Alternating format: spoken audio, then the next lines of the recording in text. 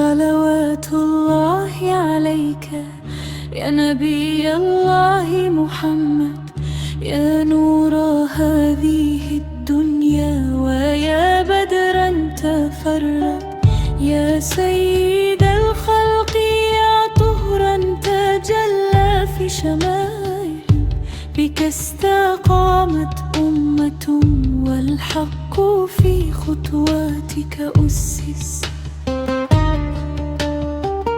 جئت بالقرآن هدى للقلوب ورحمة، فانزاح ظلم الليل وانجلى الأسى وتبدد. نرجو شفاعتك